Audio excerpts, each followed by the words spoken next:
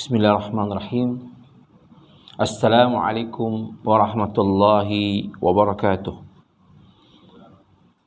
Innal hamdalillah nahmaduhu wa nasta'inuhu wa nastaghfiruh wa na'udzu billahi min shururi anfusina wa sayyiati a'malina.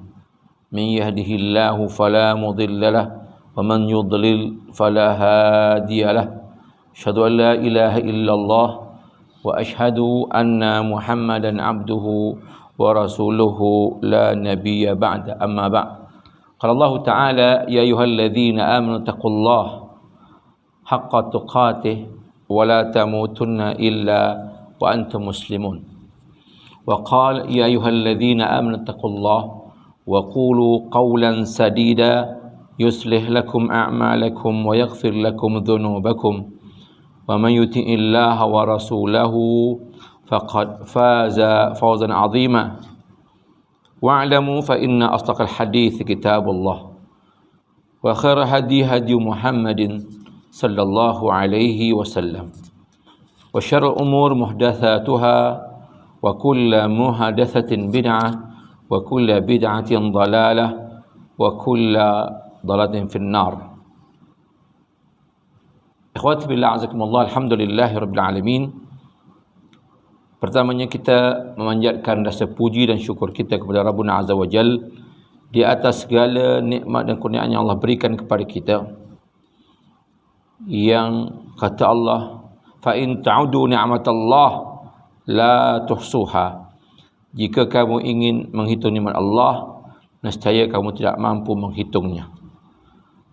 Kerana terlalu banyak nikmat Allah, maka kita sebagai hamba yang tahu syukur,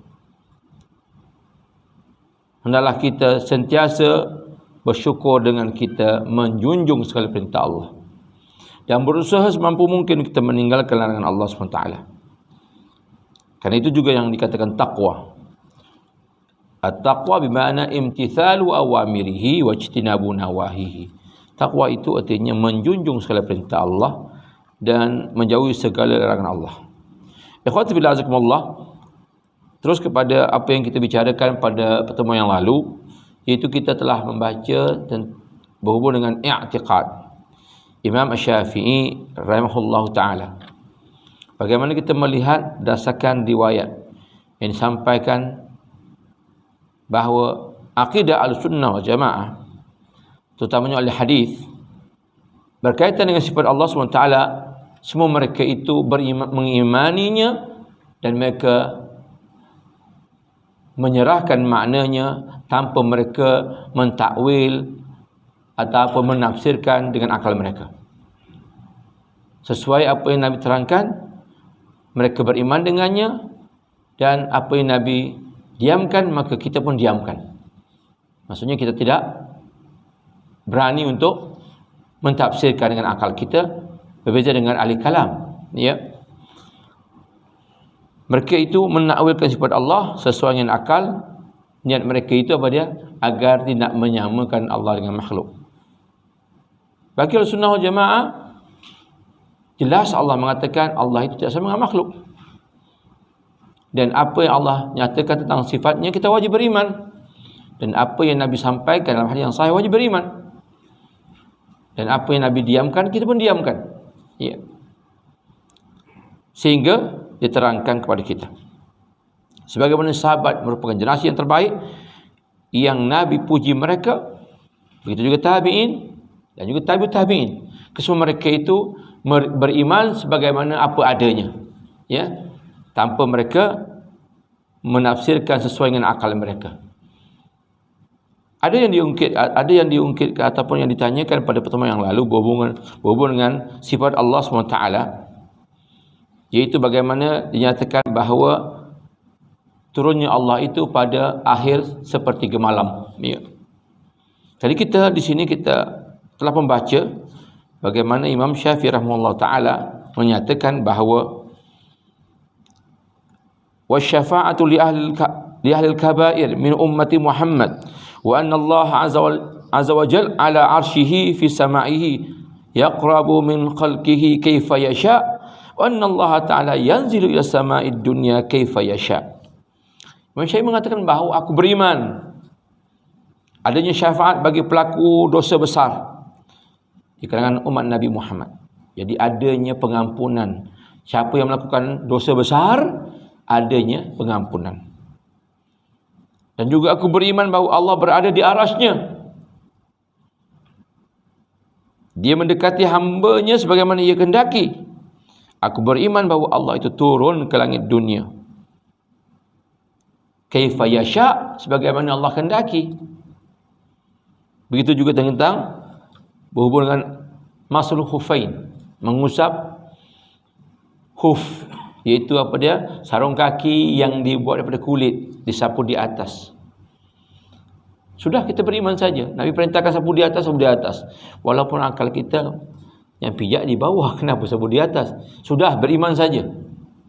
Nampak? Sampai tak demikian pun kita wajib beriman.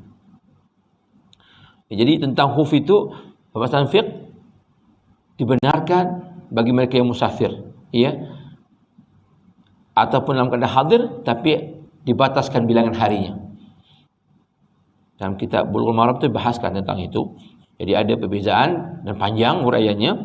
Cuma kita minta tahu di sini bahawa apa yang diperintahkan menyapu atas, itu menyapu atas. Ya.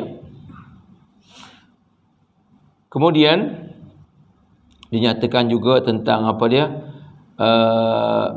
Jihad yang terus itu wajib. Jihad itu sampai apa dia? Maksudnya jihad itu wajib apabila pemimpin itu memerintahkan. Jadi kalau pemimpin kata kita pemuda-pemuda berkumpul berjihad, kita berangkat. Walaupun kita tak setuju dengan pemimpin itu. Dan kita dah nyatakan Ahlussunnah wal Jamaah, siapa pemimpin kalau dia dah mengambil kuasa dan dilantik, maka kita beri wala kepada mereka, ketaatan, ya. Tak boleh kita angkat senjata. Baik. Itulah dia, dan seterusnya kita bahaskan juga tentang azab kubur, kemudian ada haud telaga. Kita wajib beriman hal demikian. Jadi pada kesempatan ini, sebelum kita masuk kepada sifat Allah, iaitu halaman berapa tu? Halaman 48, iaitu Nas Imam Asy-Syafi'i berhubung dengan apa dia? Bab Nafsi Mazhab Syafi'i rahimahullah fi sifatillah ta'ala. Jadi kita nak baca sedikit tentang apa dia? Ya. Hadis tentang turunnya Allah ke langit dunia. Bagaimana pendirian Ahlussunnah wal Jamaah? Ya. Kalau kita lihat pembahasan ahli kalam, mereka akan mentakwilkan yang dikatakan Allah turun itu bukan Allah turun, tapi apa dah? Ar-Rahman Allah yang turun. Kita ketepikan itu, kita nak lihat bagaimana akidah Ahlussunnah, ya. Yaitu hadis Bukhari Muslim, yaitu muttafaqun alaih, dari Abi Hurairah bahawasanya Nabi SAW bersabda, yanzilu Rabbuna tabaraka wa ta'ala kulli laylatin ila sama'id dunya hina yabqa thuluthul lail al-akhir. Tuhan kita, itu Allah lah, turun ke setiap malam ke langit dunia ketika tinggal 1/3 malam terakhir. Jadi sebagian membagikan daripada Isyak sampai ke subuh itu dia bagi 3. Waktu tu begitulah. Satu kalau setengah, 1/2 lah kan. Ini 1/3 dia bagi. Di sinilah dia bagi 1/3. Yang awal, yang tengah, yang akhir. Dia 3 sini. 1/3 akhir. Ya. Itu pembahasannya lah. Cuma kita nak beritahu di sini bagaimana Ahlussunnah menerima hadis ini. Dan sepakat bahawa mereka mengatakan hadis ini tidak ada keraguan lagi. Ini sahih diriwayatkan oleh Bukhari dan Muslim daripada jalur Abi Hurairah, sahabat Nabi. Jadi adapun bila Nabi riwayat tentang turun itu ada perbezaan, ya. Ada riwayat daripada Abi Hurairah juga menunjukkan bahawa turun Allah terjadi 1/3 akhir. Dan ini merupakan riwayat yang paling sahih sekali. Sebab ada yang mengatakan secara umum lepas Isyak sampai ke subuh itu. Tak, maksudnya tidak khusus, tapi yang 1/3 akhir ini lebih kuat. Okey. Jadi bila ada perbezaan tadi, ulama mengadakan tarjih. Apa tarjih? Dia cari mana yang lebih kuat. Jadi yang tadi riwayat yang 1/3 akhir itu lebih kuat. Kemudian bagaimana kita menanggapinya? Jadi bila dibahaskan di situ, jadi ada 6 poin disimpulkan. Yang pertama, bahawa Allah SWT turun ke langit dunia terjadi pada 1/3 malam terakhir. Maksudnya ini berlaku setiap malam. Setiap malam. Ya. Kedua, terjadi ketika 1/3 malam pertama telah berlalu. Jadi ada pembahasan, katakanlah daripada katakan pukul 9 sampai pukul sekarang pukul 6 lah. Sekarang kita anggap pukul 6. Dibagi 3. 9, 10, 11, 12. 1, 2, 3, 4, 5, 6. 9. 9 bagi 3. Jadi kita anggap 3 jam lah. 9 bagi 3. 3 lah kan? Betul? 3 jam. Jadi kalau pukul 6, pukul 5, pukul 4, pukul 3. Jarak dari pukul 3 sampai pukul 6 itu. Okey? Yang ketiga, terjadinya pada 1/3 malam pertama atau pertengah malam. Ada yang maksudnya pukul 3 tu lah. Ada yang keempat je lah. Tetap tu 1/3, tapi kat mana tu? Dia membahas begitulah. Jadi mengambil riwayat yang kuat, iaitu 1/3 akhir, bermula daripada pukul 3 sampai pukul 6. Ada yang mengatakan pukul 3 tu, ada pukul 4, ada pukul 5. Macam pukul 5 ke 6 tu 1 jam kan? Itu pembahasan situ saja. Tapi tetap 1/3 akhir. Turun macam mana tidak tahu. Yang kisah pada Allah. Tapi waktu tu. Kenapa? Waktu dibahaskan kerana Nabi menerangkan di sini. Apa dia? Yaqulu, Allah berfirman. Jadi hadis ini menerangkan bahawa dia ada kursi. Ada firman Allah, tetapi tidak ada dalam Quran. Al-Quran itu kalam Allah. Hadis kursi, hadis yang ada firman Allah Ta'ala. Kerana dalam hadis itu diterangkan bahawa man yad'uni fastajib lahu. Barang siapa yang berdoa kepadaku, aku perkenankan baginya. Jadi orang tu tentu nak tahu bila doa tu aku nak berdoa. Itu dibahaskan. Sebab itu ada saudara jawab anda bertanya bila waktu tu kan. Tapi saya nak jawab dia tak ada pula. Jadi waktu berdoa tu yang dibahaskan. Sama ada permulaan 1/3 tu ke? Tengah tu ke? Atau yang sebelum dekat-dekat nak subuh. Boleh faham tak ni? Yang saya cakap ni. 1/3 maksudnya daripada pukul 3 sampai pukul 6. Yang dibahaskan, kalau kita doa pukul 3 jam kan lama tu. Tapi patut bila tu dibahaskan. Ada yang kata permulaan tu. Ada yang kata yang tengah tu. Ada yang kata yang nak akhir, nak masuk subuh tu. Okey. Itu saja dibahaskan tentang waktunya. Yang paling aman kita bangun pukul 4, pukul 5 sampai subuh lah, berdoa je lah kan. Tak ada masalah. Cuma manusia tu dia nak yang mana yang nak doa kat situ lah. Kita kan nak mudah kan. Tapi sebab itu kalau yang paling mudah saya harapkan kepada sahabat-sahabat, lepas azan itu kalau boleh sebelum qomat tu situlah berdoa. Sebab tu waktu tu pendek tu. Kalau perasan lah, saya tiap-tiap kali kalau syekh datang, syekh daripada luar lah datang, saya perhatikan mesti lepas azan tu mesti dia tak cakap dengan orang, dia doa sampai Allah Akbar, Allah Akbar. Sebab waktu tu pendek digunakan, kadang 5 minit, kadang kita tak sempat lah. Qomat terus Allah Akbar langsung tak sempat doa. Jadi waktu tu gunakanlah. Di antaranya lah, kalau waktu yang dikatakan 1/3 akhir ni panjang kan, daripada pukul 3 tadi sampai pukul 6 kan panjang tu, 3 jam. Tapi barang siapa yang mampu, teruskanlah. Lepas solat dia baca Quran kan, doa, sama solat lagi tak ada masalah. Baik. Jadi dalam hadis ini Nabi mengatakan man yad'uni fastajib lahu. Siapa yang berdoa kepada aku, minta kepada aku akan kabulkan. Mayastaghfirni, barang siapa yang minta ampun kepadaku, ya. Man yastaghfiruni, barang siapa yang minta ampun kepadaku, faghfiru lah, nescaya aku akan ampunkan baginya. Jadi doa 1/3 akhir malam itu Allah menjanjikan, pertama Allah akan kabulkan apa yang dia doa. Dan tentulah doa itu sama ada dia cepat atau lambat, yang jelas Allah akan kabulkan. Yang kedua, Allah pasti akan ampunkan dosanya. Sebab itu di antara hadis, bila kita terjaga malam sebelum kita nak bangun tahajud ke, Allah Nabi anjurkan kita baca apa dia? Alhamdulillah, la ilaha illallah wahdahu la syarikalah, lahul mulku wa lahul hamdu wa huwa al-qayyum qadir. Alhamdulillah wa subhanallah wa la ilaha illallah, Allahu akbar, la haula wa quwwata illa billah, Allahumma firli. Siapa yang berdoa lepas itu pasti Allah kabulkan. Kan ada hadis itu tentang terjaga je malam atau malam kita baca apa? La ilaha illallah wa la syarika lahu, sampai habis. Kemudian alhamdulillah wa subhanallah wa la ilaha illallah, Allahu akbar, wa la haula wa quwwata illa billah.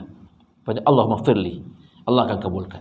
Lepas tu kita bangunlah, bersihkan diri kita untuk kita menunaikan solat tahajud, ya, ataupun kita katakan qiyamul Ramadan ke kalau waktu Ramadan, ataupun qiyamul lail. Ya sama ya, Ramadan, qiyamul lail, qiyamul Ramadan ni sama, ataupun tarawih itu sama. Cuma di waktu Ramadan dinamakan tarawih. Ya. Namun ada sebagian kita asingkan juga, oh tarawih lah, tapi kalau bangun tengah malam ni kita itu nama kita buat apa, qiyam ni. Ya. Sama semua. Jadi dia punya pembahasan para ulama mengatakan tidak dibataskan, ya, waktu apa bilangan rakaat. Yang jelas, yang lebih afdal kita lakukan 2 rakaat salam, 2 rakaat salam. Dan jangan lupa di akhirnya kita tutup dengan witir. Witir sebagai penutup. Ya. Jadi sebab itu dibahaskan di sini Allah turun pada 1/3 akhir malam. Kemudian barang siapa yang berdoa kepadaku, Allah akan kabulkan apa saja hajatnya. Tak perlu kita stres fikirkan itulah. Kita tengah malam kita bangun, kita merayu kepada Allah. Kita mengadu kepada Allah. Dan kita minta ampun dosa kita. Ya. Jadi di situ dibahaskan sama ada yang pertama tadi kita ulang balik, turunnya Allah ke langit dunia terjadi pada ketika tinggal 1/3 terakhir. Yang kedua terjadi ketika 1/3 malam pertama telah berlalu. Yang ketiga terjadi pada 1/3 malam pertama atau tengah malam. Yang keempat pada tengah malam. Yang kelima pada tengah malam atau 1/3 malam terakhir. Yang keenam, ini daripada hadis itu dikeluarkan, ya, tentang waktu tu terjadi secara mutlak tanpa penentuan masa. Jadi ada mengatakan bahawa start daripada apa dia? Pukul 3 tu berdoa lah mana-mana tu. Ya. Pasti Allah kabulkan. Ya, sudah. Kalau kita nak kira daripada awal sampai akhir tak ada masalah lah. Baik. Jadi riwayat ini tidak ada pembahasan tentang dipertikaikan, ianya sahih, dan pendapat dan sebagaimana Imam Syafi'i mengatakan bahawa turunnya Allah itu sebagaimana layak bagi Allah, dan Allah tidak sama dengan makhluknya. Tapi itulah akidah Ahlussunnah wal Jamaah. Baik, itu saja yang kita nak sentuh tentang pembahasan pada minggu sudah tentang turunnya Allah ke langit dunia. Baik, pada malam ini kita sambung halaman ke 48. Halaman 48. Cuba kita baca yang Arab dia lah, ya. Ya.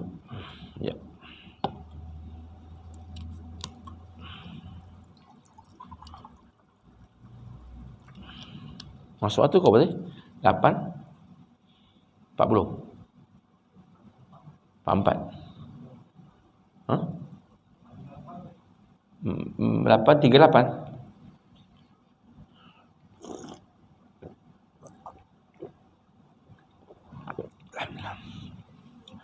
Alhamdulillah. Kita lihat. Ya. 39 tak apalah. 840 kita mesti stop lah. Yaitu Imam Syafi'i rahimahullah mengatakan, "A'u'minu bi jami'i ma ja'at bihi anbiya'u wa salawatullahi alaihim wa aqidu qalbi ala ma zahara min lisani wa la ashakku fi imani wa la ukaffiru ahadan min ahli tauhid bi dhanbin wa in amila bi kabairi wa akiluhum ila Allah azza wa jalla." Ya. Itu Imam Syafi'i mengatakan, aku beriman dengan semua perkara yang dibawa oleh para nabi. Salawat Allah ke atas mereka. Aku simpulkan ikatan hatiku ke atas apa yang terzahir daripada lisanku, dan aku sesekali tidak meragukan keimananku. Aku tidak mengkafirkan seorang pun dalam kalangan ahli tauhid. Jadi orang yang mengucap kita tak boleh kafirkan. Dan dosa yang dilakukan, maksudnya dia melakukan maksiat, dosa besar, tak boleh kafirkan. Ya. Sekalipun dia melakukan dosa besar, maksudnya akabair itu dosa besar. Wa akiluhum ila Allah azza wa jalla. Tetapi kita serahkan kepada Allah SWT. Jadi urusan mengkafirkan ini bukan urusan kita. Ya.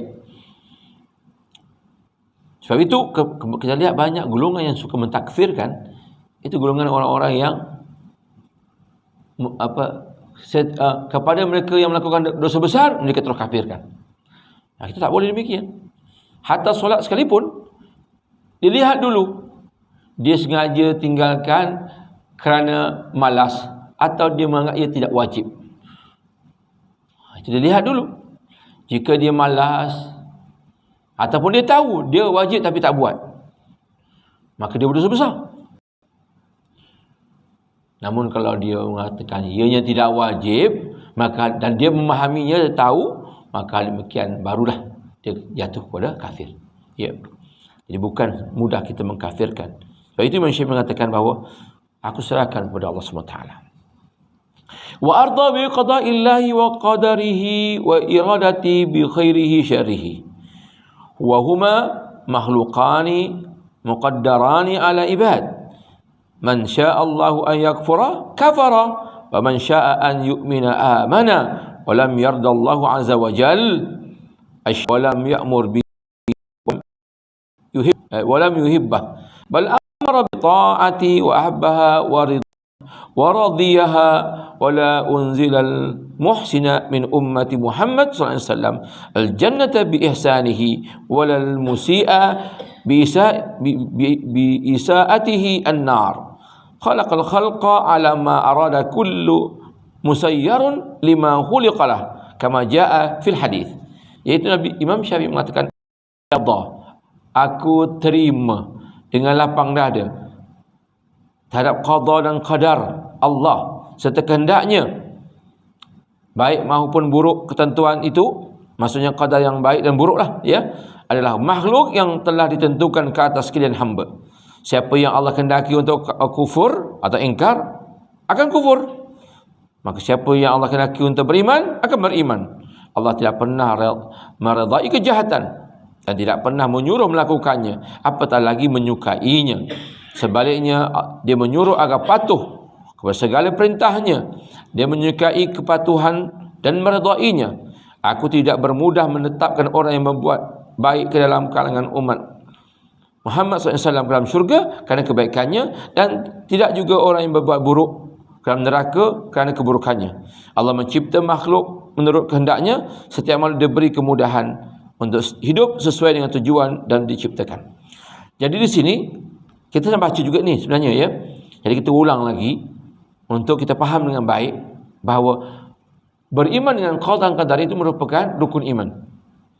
Dan kita Ahlussunnah wal Jamaah, kita tak tahu apa yang Allah telah tentukan kepada setiap, dan kita tahu bahawa Allah telah tetapkan.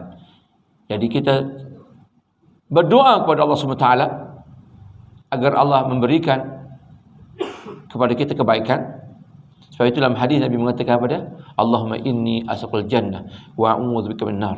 Iaitu Nabi perintahkan kepada kita untuk doa, Allahumma inni asqal jannah wa a'udzubika minan nar. Ya Allah, aku minta kepadamu apa dia?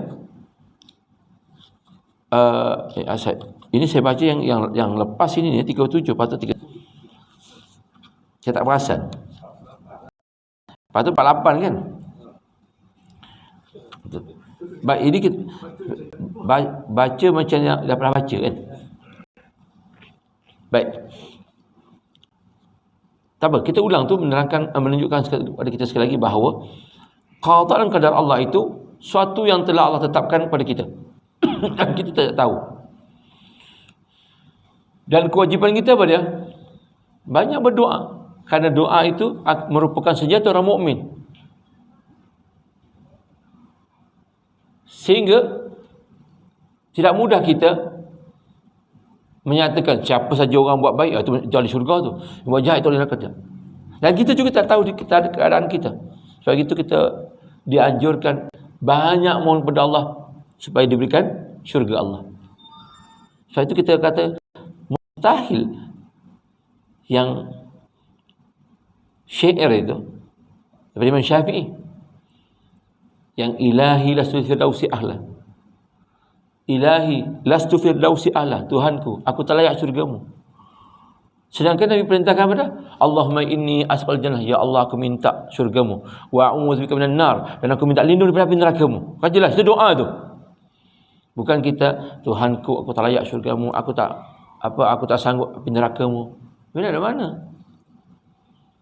Mintalah. Sebab itu kita doa wa Allahumma in Rabbi firli. Kita baca dia Rabbana atina fid dunya hasanah. Ya Allah, atina berikan kepada kami fid dunya, dalam hidup ini kebaikan. Wa fil akhirati hasanah, dan di akhirat juga kebaikan. Wa qina, dan selamatkan kami daripada api neraka. Wa qina adzabannar. Kami tak doa tu lindung. Bukan kita minta aku tak sanggup api nerakamu, aku tak layak, bukan. Sebab tu nampak macam apa? Sebab tu doa kita minta lah pada Allah, ya Allah aku minta syurgamu ya Allah, dan minta syurga yang paling tinggi. Jangan tahu firdausi a'la, ya, kita minta syurga firdaus. Minta kepada Allah. Allah tu senang kepada hamba yang suka meminta, dan Allah murka kepada hamba yang sombong. Orang yang tidak mau berdoa itu dikatakan sebagai orang yang sombong. Ya, Allah suruh minta tak minta. Baik. Halaman 49 berhubung dengan apa dia? Nas mazhab bin Syafi'i berhubung dengan sifat Allah. Akhbarana Abul Qasim Abdullah bin Al-Hasan bin Muhammad Al-Khallal Al-Hafidh di Baghdad. Wa haddatsani abi rahimahullah. Akhbarana Muhammad bin Al-Abbas Al-Mukhallis. Akhbarana Abu Bakr bin Abi Daud. Akhbarana Ar-Rabi' bin Sulaiman. Qal sa'altu Asy-Syafi'i rahimahullah an sifatin min sifatillah azza wa jal faqal. Ini dia. Kita dengar apa kata Imam Syafi'i. Abul Qasim iaitu Abdullah bin Al-Hasan bin Muhammad Al-Khalal Al-Hafiz telah mengkhabarkan kepada kami di Baghdad. Dia kata, jadi Imam Syafi'i ketika di Baghdad, ini kalau kita tengok Imam Syafi'i kan ada dua qaul. Satu qaul qadim, satu yang jadid. Ketika di Baghdad tu waktu yang lama, yang mula-mula sekali. Yang terakhir di mana? Di Mesir. Terakhir di Mesir, dan dia wafat pun di Mesir. Imam Syafi'i. Ya. Sebab itu dalam mazhab Syafi'i kita akan ambil daripada qaul yang jadid, yang terakhir sebelum dia wafat. Sebab itu kita kadang-kadang fatwa tu dekat sini, dia lama dia berubah lagi. Ya. Sebab itu dalam mazhab Syafi'i dia ada qaul qadim dan qaul jadid. Ini ketika ini dia berada di Baghdad. Ya. Lalu beliau berkata, ayahku semoga Allah merahmati beliau telah memberitahu aku, beliau berkata Muhammad bin Al-Abbas Al-Mukhlis telah memberitahu kami. Beliau berkata Abu Bakar bin Abi Daud telah mengkhabarkan kepada kami. Beliau kata Ar-Rabi' bin Sulaiman telah memberitahu kami. Beliau berkata aku telah bertanya kepada Asy-Syafi'i, semoga Allah meridainya, tentang salah satu sifat Allah. Lalu beliau menjawab, Apa kata Imam Syafi'i? Cuba kita lihat ya. Haramun 'alal uqul. Kita ambil satu. Haramun 'alal uqul an tumathil Allah azza wa jal. Apa dah haram? Haram lah. Haram bagi akal an tumathila, untuk kita buat paman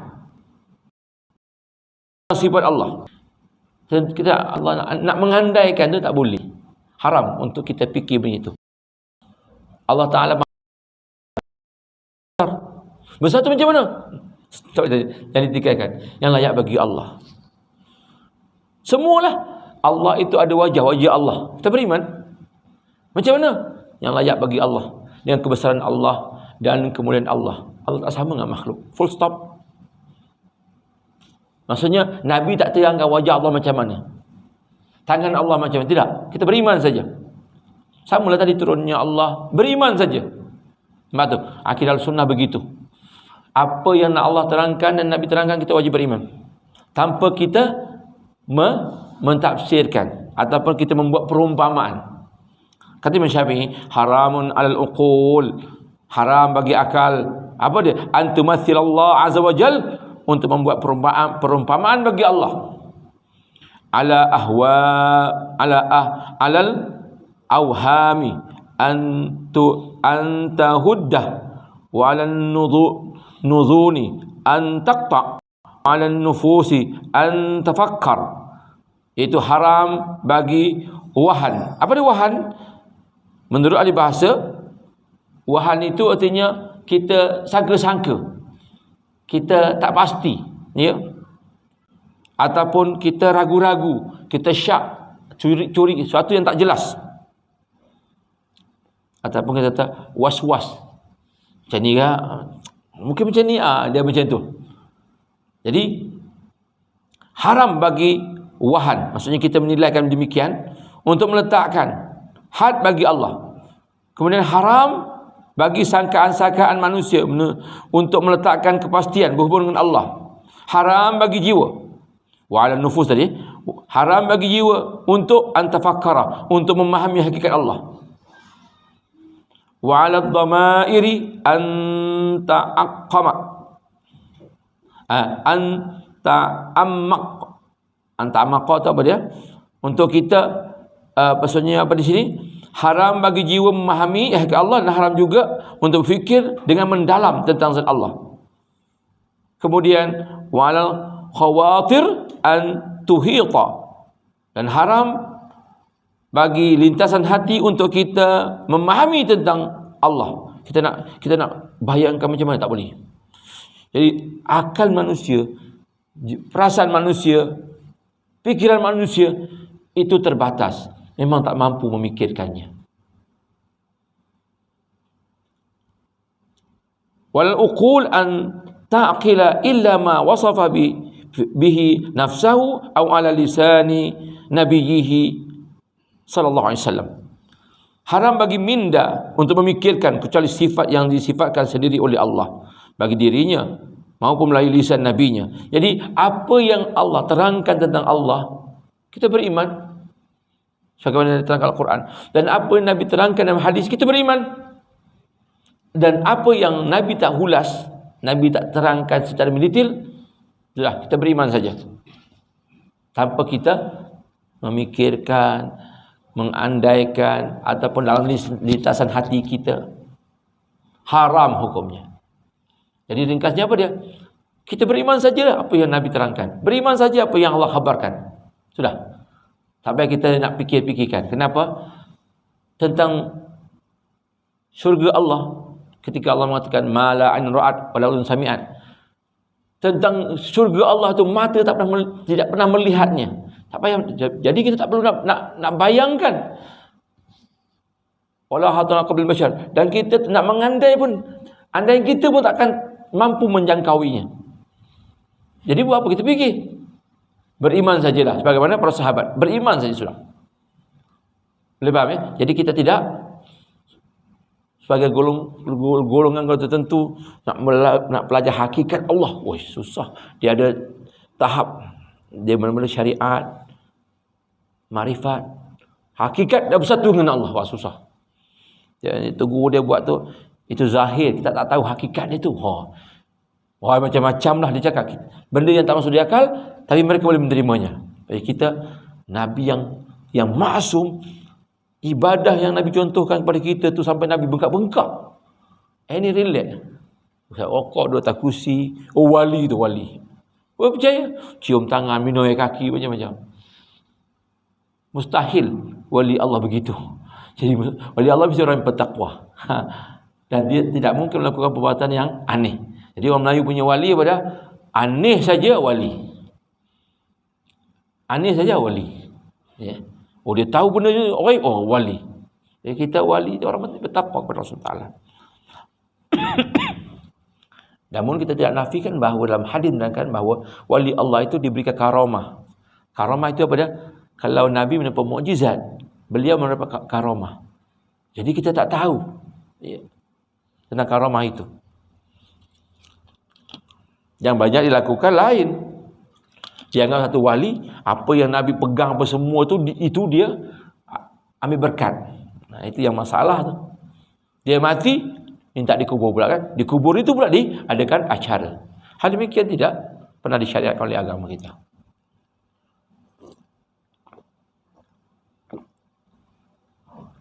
Sebab itu jika demikian dibenarkan, berarti ataupun kubur Nabi lah tempat yang paling utama dan aula kita minta.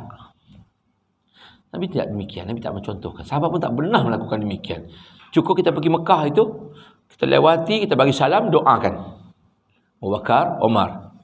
Nabi, Abu Bakar, Umar. Kita bagi salam kan, kita doakan. Sudah. Jalan. Itu yang perlunya ada syurti. Polis kat situ. Kerana orang akan minta macam tu. Sebab tu dia tarik. Supaya tidak mengagungkan kubur. Berdoa kepada Allah SWT. Bagi salam sudah, doakan jalan.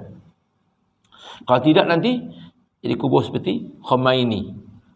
Dia akan semayang kat situ semua. Akan minta macam-macam lah jadinya. Ya. Sebab tu dalam hadis melarang kita jangan kamu jadikan kubur sebagai masjid. Kubur tempatnya ibadah. Sepatutnya ibadah kat mana? Di masjid rumah Allah. Tapi di kubur itu jadikan tempat semayang. Ya. Itu kebanyakan dilakukan oleh orang Syiah. Ya. Jadi kiblat ni kubur, semayang menghadap situ dah. Kita semayang ni kubur Nabi. Dah lalu semayang kat depan, menghadap kiblat atau tak kiblat. Tak menghadap sini. Kalau kat sini dah memang menghadap kubur, nak kata macam mana kan dah. Sebab kubur itu adalah apa dia? Kamarnya Nabi. Kubur itu merupakan bilik di mana Nabi wafat. Tapi bila pelebaran akhirnya termasuk, akhirnya jadilah Masjid Nabawi itu kubur berada dalam masjid. Padahal tidak. Itu ulama terangkan hal demikian. Jadi tak boleh orang kata boleh adakan kubur di dalam masjid. Tak boleh. Itu zaman Nabi sahabat tak ada tu, terjadi demikian tu. Bukan zaman sebelum Nabi. Nabi pun tak tahu hal demikian. Baik. Jadi di sini dapat kita pahami apa dia? Bahawa haram bagi akal kita, ya, daripada diri kita dan juga pemikiran kita untuk kita memikirkan tentang Allah. Akal dia ada batasannya. Tentang Allah, akal tak mampu mikir. Jangan fikir. Beriman saja, ya, dengan sifat Allah SWT. Baik. Ya.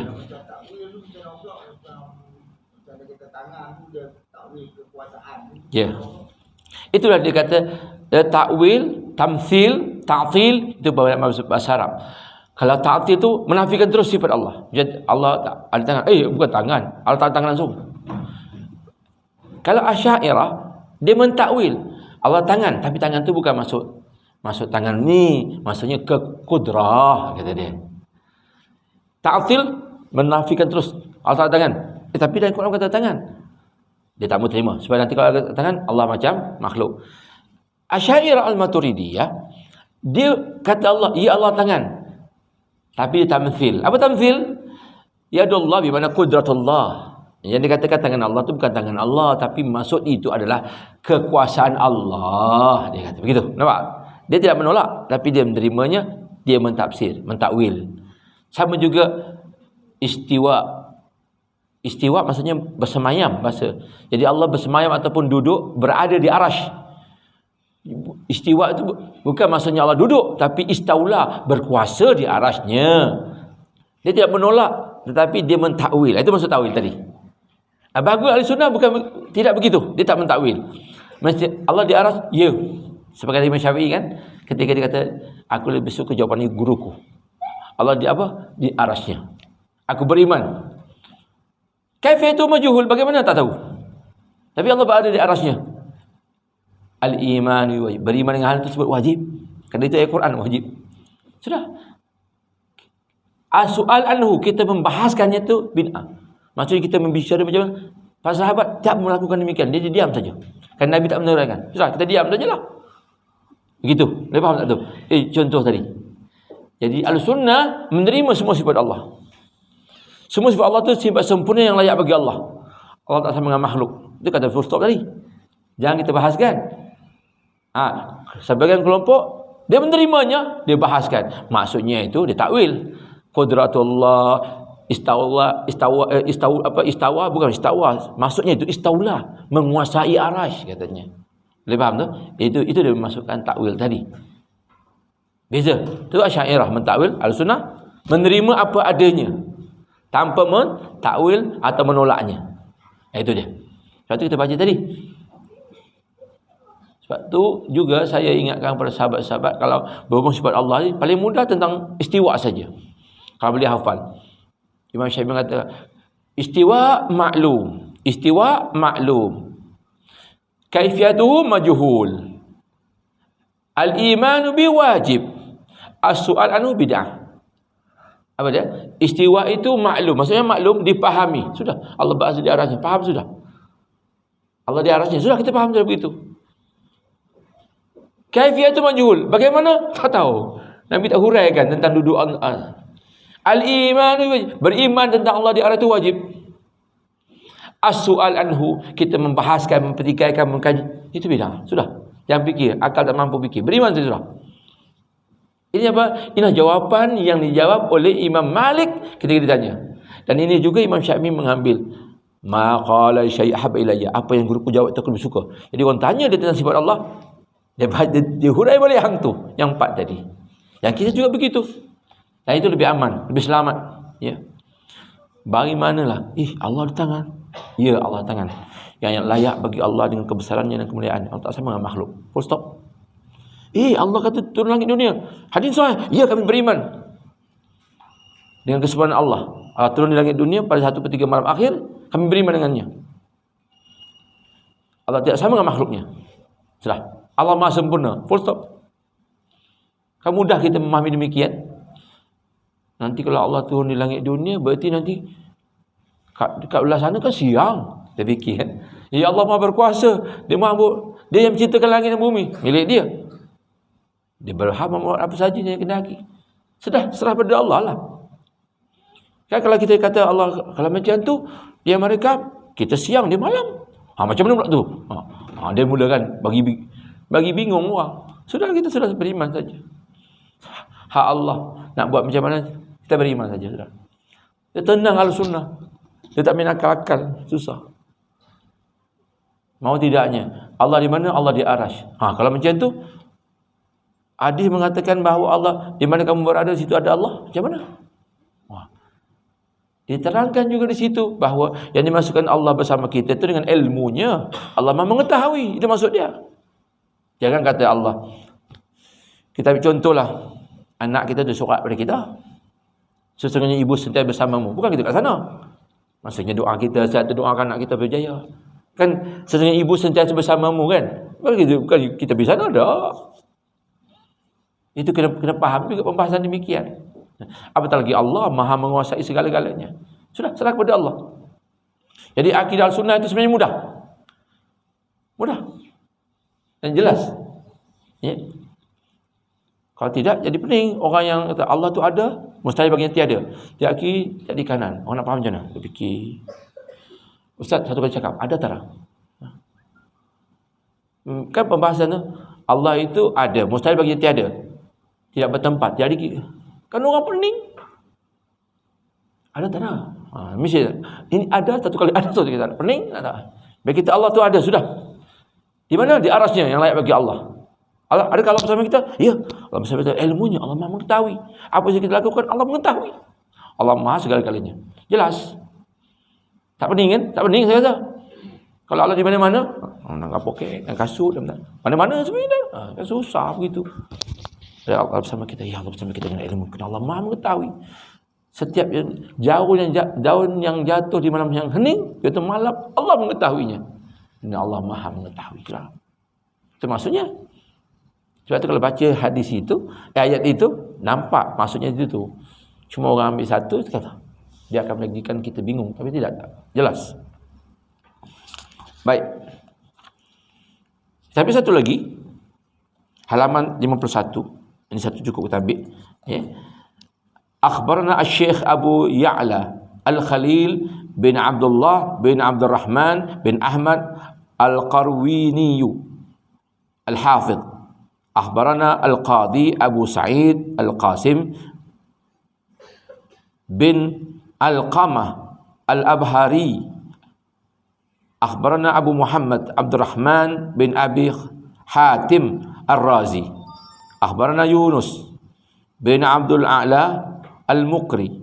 Qal sami'tu Aba Abdullah Muhammad bin Idris Asy-Syafi'i. Ini nama dia. Muhammad bin Idris itu nama Imam Syafi'i. Yaqul qad su'ila an sifatillah. Jadi nama-nama orang tu semua sanad tu. Ya. Yang diambil sami'tu Abdullah bin Muhammad bin Idris Asy-Syafi'i. Aku dengar Abu Abdullah.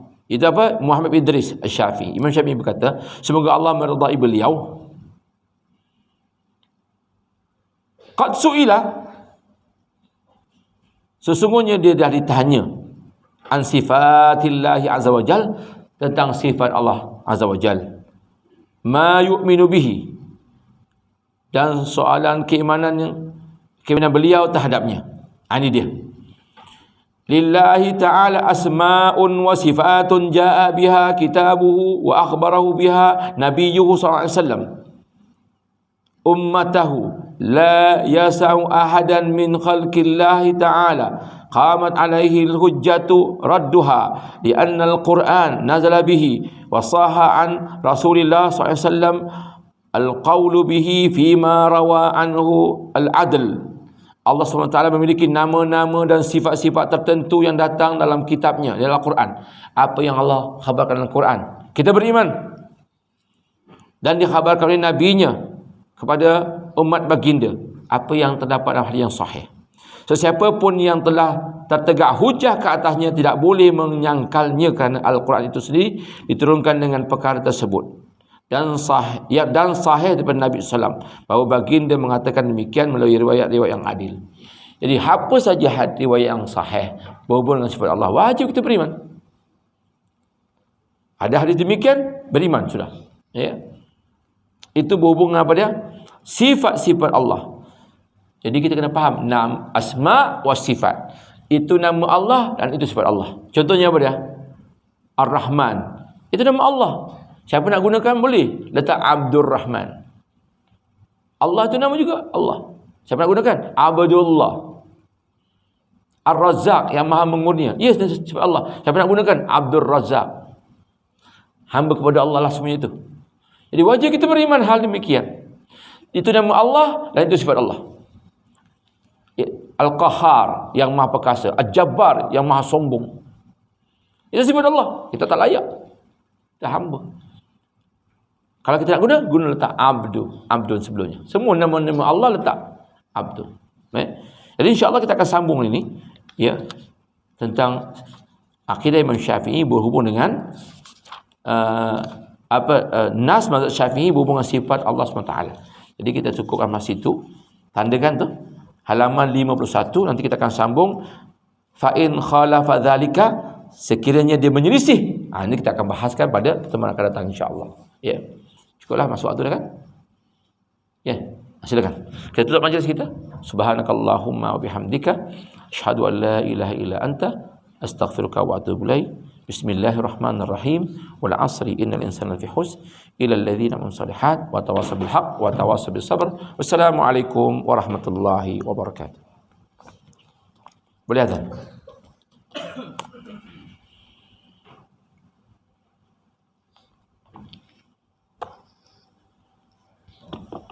Siapa khutbah? Siapa khutbah esok? Sini punya lah.